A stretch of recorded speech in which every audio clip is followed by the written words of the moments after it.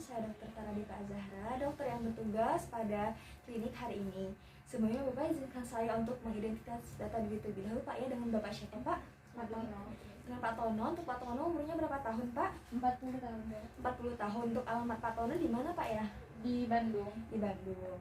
Baik Bapak, sebelumnya Pak ya, di sini saya ingin menjelaskan kepada Bapak.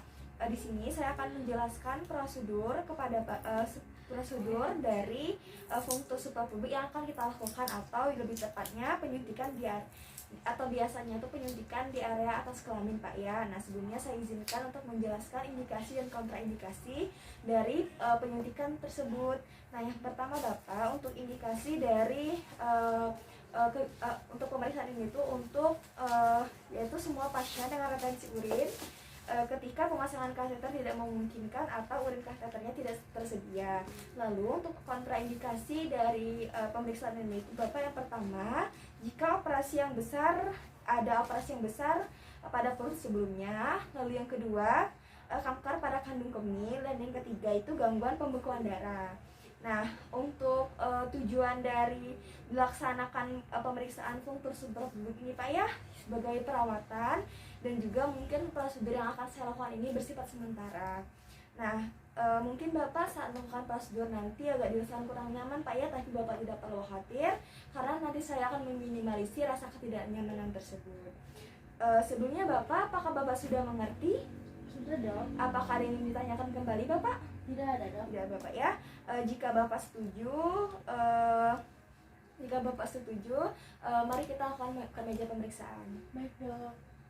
Baiklah, di sini kita akan melakukan pemeriksaan DRE. Di sini pertama untuk tahap penilaian, di sini kita akan menilai indikasi atau kontraindikasi melakukan DRE pada pasien. Untuk indikasinya berupa pemeriksaan urologi, pemeriksaan prostat, retensi urin, massa atau kanker pada area prostat. Lalu untuk kontraindikasinya berupa pasien dengan hemoroid eksterna. Lalu kita tanyakan kepada pasien bahwa pasien telah diberitahu informasi mengenai DRE ini. Lalu untuk tahap planning, di sini kita minta pasien untuk melepaskan celana dalamnya. Bapak punten untuk bisa dilepaskan celana dalamnya Pak ya. Lalu untuk kita bantu pasien untuk berbaring di tempat tidur dalam posisi yang benar atau DRE. Untuk perempuan, lithotomy position dan atau lateral decubitus atau posisi prostat untuk laki-laki. Lalu kita tutupi pasien dari perut hingga pahanya dengan menggunakan selimut. Kita gunakan senter atau lampu berdiri untuk menerangi bagian area butoknya atau area pantatnya. Lalu kita gunakan sarung tangan.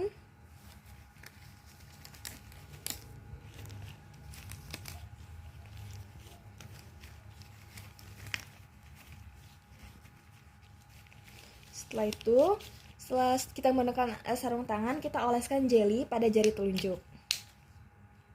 Nah, lalu untuk sebelumnya, untuk tahap performingnya, bismillahirrahmanirrahim, kita kaji posisi pasien apakah sudah sesuai atau tidak. Di sini pasien sudah dalam posisi yang sesuai. Kita periksa bagian luar dari anus pasien, lalu kita masukkan jari telunjuk ke dalam anus dengan lembut. Kita masukkan perlahan-lahan. Nah, lalu kita periksa tonus sphinkternya, rektal mukosa dengan cara melingkar. Kita periksa regularitas atau massa akan kita lihat dengan cara melingkar ini. Lalu ampula rektal, tonus rektum. Untuk laki-laki, prostatnya juga dilihat. Kita lihat ukuran, konsistensi, keteraturan, nodul, nyeri dan nyeri tekan. Lalu kita lihat juga untuk ukuran prostatnya menggunakan buku-buku jari. Lalu untuk pemeriksaan selanjutnya berupa refleks bulcavernosus. Di sini untuk pria, kita raba medial paha, pahanya menggunakan tangan non dominan. Lalu untuk perempuan, refleks klitoris, kita sentuh daerah klitorisnya dengan tangan non dominan, kita sentuh. Nah, lalu setelah selesai, kita tarik jari telunjuk secara perlahan. Lalu kita lihat, kita amati ada darah, lendir atau feses pada sarung tangan. Setelah selesai, kita lap bagian anus pasien dengan kertas tisu kering. Setelah itu, kita lepaskan sarung tangan dan masukkan ke tempat sampah. Kita masukkan ke tempat sampah. Setelah itu, kita cuci tangan sampai bersih dengan menggunakan sabun antiseptik.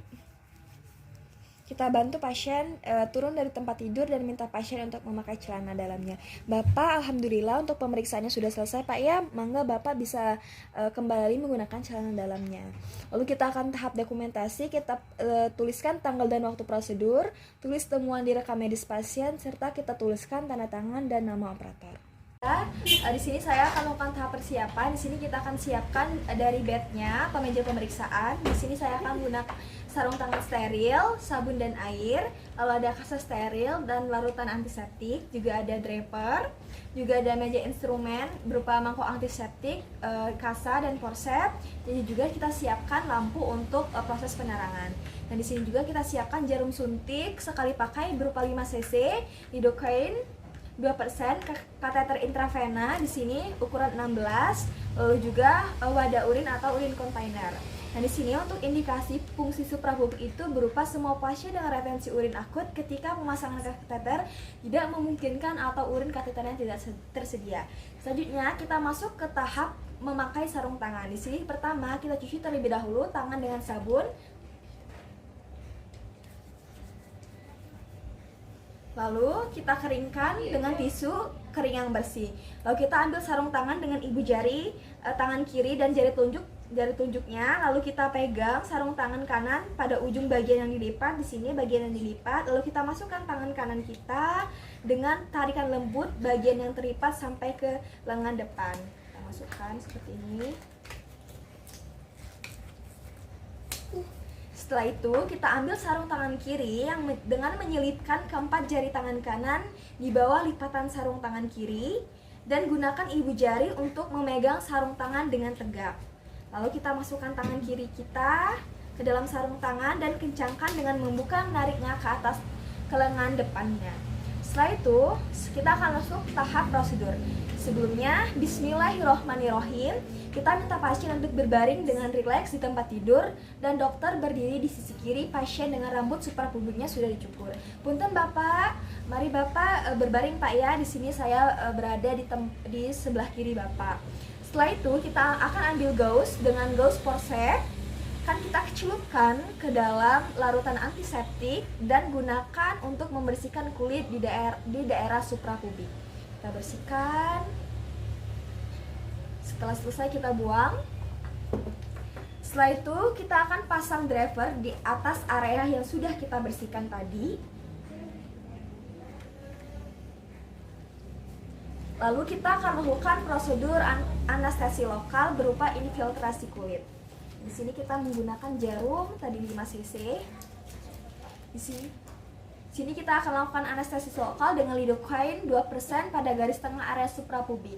Kita masukkan sekitar 2 mm, lalu kita melakukan anestesi lokal pada garis tengah area suprapubik sekitar 2 cm di atas tulang pubis termasuk traktus ke kandung kemih. Di sini kita masukkan. Bismillah.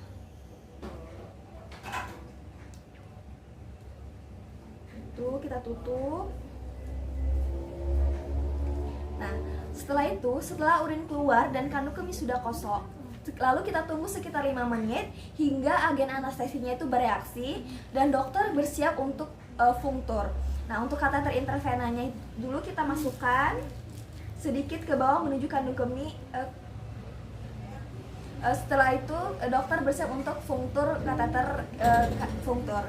Nah, di sini kita masukkan terlebih dahulu kateter intravenanya, dimasukkan dengan sudut 90 derajat. Kita masukkan.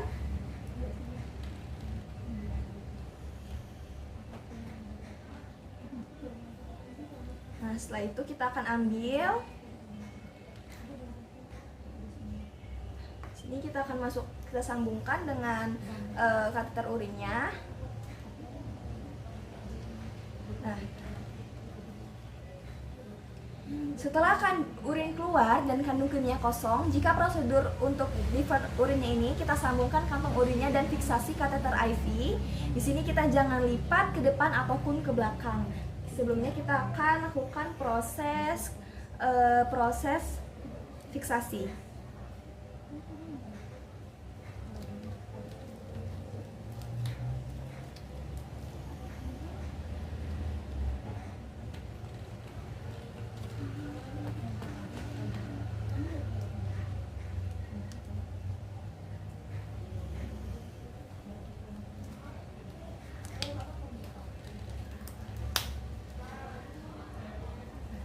Di sini, jika prosedur untuk collecting urinnya sudah selesai, dokter menarik kateter IV keluar. Nah, lalu luka tusuk ditutup dengan kasa steril. Sebelumnya kita buka terlebih dahulu ini tadi. Lalu kita beritahu pasien bahwa prosedurnya sudah selesai. Baik Bapak, alhamdulillah untuk prosedur dari pemasangan fungtur suprapubiknya sudah selesai Pak ya. Selanjutnya kita akan rujuk pasien ke rumah sakit di bagian bedah. Lalu untuk komplikasi biasanya yang terjadi untuk suprapubik ini, kita perhatikan bagian tusukan untuk tanda-tanda komplikasi berikut berupa hematoma, cedera visceral panggung intraabdominal, laserasi atau penetrasi usus, dan yang terakhir gangguan pembuluh mesentrika.